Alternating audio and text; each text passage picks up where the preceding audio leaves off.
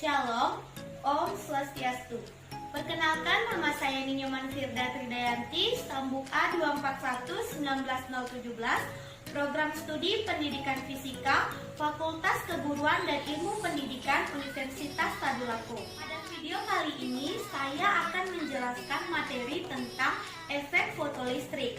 Suatu eksperimen dilakukan pada akhir abad ke-19 untuk mengamati suatu fenomena radiasi. Hasil eksperimen menunjukkan bahwa cahaya yang menumbuk permukaan logam tertentu menyebabkan elektron terlepas dari permukaan logam tersebut. Fenomena ini dikenal sebagai efek fotolistrik dan elektron yang terlepas disebut sebagai fotoelektron. Skema eksperimen yang dilakukan dapat dilihat pada gambar di samping. Eksperimen dilakukan dengan menembakkan berkas cahaya ke sebuah plat logam E yang terdapat pada selubung gelas agar kondisi eksperimen terkontrol. Terdapat sebuah plat logam lain yang disebut dengan plat C yang diposisikan sejajar untuk menangkap elektron yang keluar dari plat E.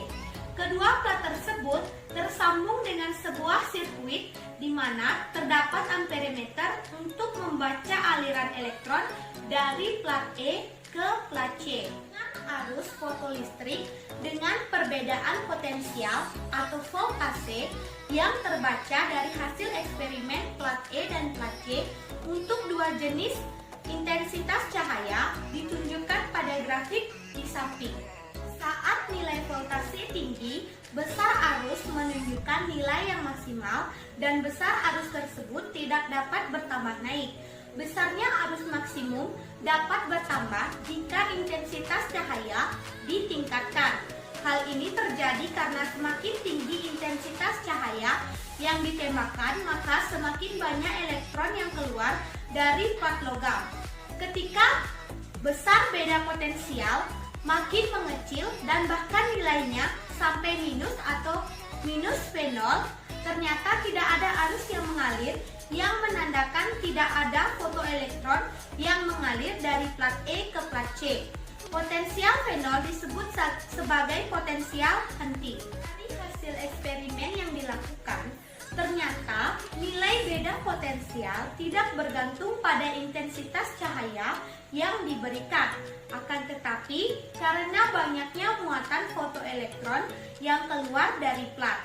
Hal ini menunjukkan bahwa besarnya energi kinetik maksimum dari efek fotolistrik dirumuskan seperti persamaan di samping, di mana E adalah muatan elektron dengan satuan C dan V0 adalah potensial henti dengan satuan volt. Eksperimen efek fotolistrik yang dilakukan, ternyata teori klasik yang menyatakan cahaya sebagai gelombang gagal menjelaskan mengenai sifat-sifat cahaya yang terjadi pada efek fotolistrik.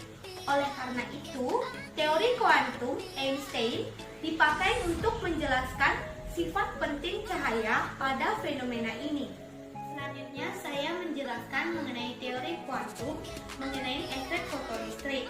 Pada model Einstein mengenai efek fotolistrik, sebuah foton dengan intensitas cahaya memberikan semua energinya ke sebuah elektron yang terdapat di plat logam. Akan tetapi, penyerapan energi oleh elektron tidak terjadi secara terus-menerus, di mana energi dipindahkan ke elektron dengan paket tertentu. Berbeda seperti yang dijabarkan pada teori gelombang, pemindahan energi tersebut terjadi dengan konfigurasi satu foton untuk satu elektron. Elektron keluar dari permukaan plat logam dan tidak bertabrakan dengan atom lainnya sebelum mengeluarkan energi kinetik maksimum atau EK-max. Menurut Einstein, besarnya energi kinetik maksimum untuk elektron yang terbebas tersebut dirumuskan seperti persamaan di samping, di mana H adalah konstanta Planck dengan satuan J/s, F adalah frekuensi foton dengan satuan Hertz, dan P adalah fungsi kerja dengan satuan eV. Fungsi kerja menggambarkan energi minimum yang diperlukan agar elektron dapat terus menempel pada logam. Dengan Dengan menggunakan foton sebagai model cahaya, efek fotolistrik dapat dijelaskan dengan benar daripada yang diprediksikan oleh konsep-konsep klasik, yaitu yang pertama, besarnya energi kinetik yang dikeluarkan fotoelektron tidak bergantung pada intensitas cahaya. Jika intensitas cahaya digandakan, maka jumlah fotoelektron yang keluar juga berlipat ganda. Namun besarnya energi kinetik maksimum pada setiap fotoelektron nilainya tidak berubah. Yang kedua, elektron terlepas dari logam dalam waktu yang singkat. Selang waktu antara cahaya yang datang dari fotoelektron yang keluar tergantung pada besarnya paket energi yang dibawa oleh foton. Jika intensitas cahaya yang diterima rendah, hanya sedikit foton yang datang per unit waktu. Ketiga, keluarnya elektron tidak bergantung pada frekuensi cahaya. Jika energi yang dibawa foton besarnya tidak lebih dari fungsi kerja, maka elektron tidak dapat dikeluarkan dari permukaan logam.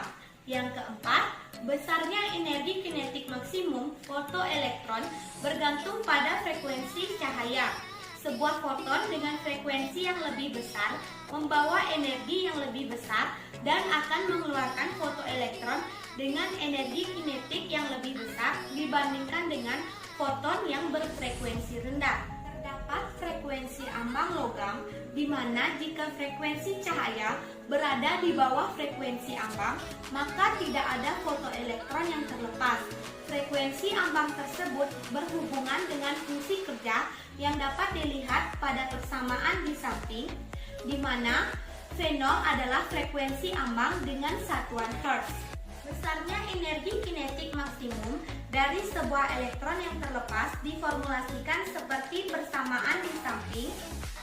Selain itu, dapat diketahui pula panjang gelombang ambang berdasarkan frekuensi ambangnya yang dapat dilihat pada persamaan di samping, di mana C adalah kecepatan cahaya 3 kali 10 pangkat 8 meter per sekon dan Hc dengan nilai 1240 eV nanometer.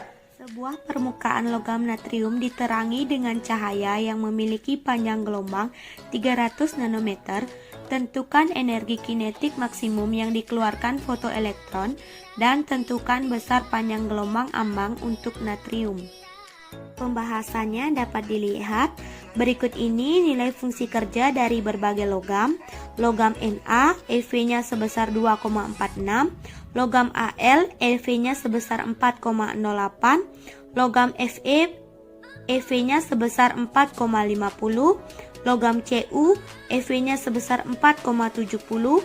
Logam Zn, EV-nya sebesar 4,31. Logam Ag, EV-nya sebesar 4,73. Logam Pt, EV-nya sebesar 6,35. Dan logam Pb, EV-nya sebesar 4,14. Diketahui besar fungsi kerja natrium sebesar 2,46 eV. Panjang gelombang 300 nanometer. Yang ditanya, energi kinetik maksimum yang dikeluarkan fotoelektron dan tentukan besar panjang gelombang ambang untuk natrium. Jawaban dari contoh soal ini, di mana diketahui bahwa F sama dengan C per lambda. Dengan memakai persamaan energi kinetik maksimum, diketahui EK max sama dengan HF dikurang Pi. EK max sama dengan HC dibagi lambda dikurang Pi. Sehingga nilai energi kinetik maksimum didapat sebesar EK max sama dengan 1240 eV nanometer dibagi 300 nanometer dikurang 2,46 eV, sehingga didapat hasil 1,67 eV. Kemudian didapatkan nilai panjang gelombang ambang untuk natrium sebesar lambda 0 sama dengan Hc per Pi sama dengan 1240 eV nanometer per 2,46 eV sama dengan 504 nanometer.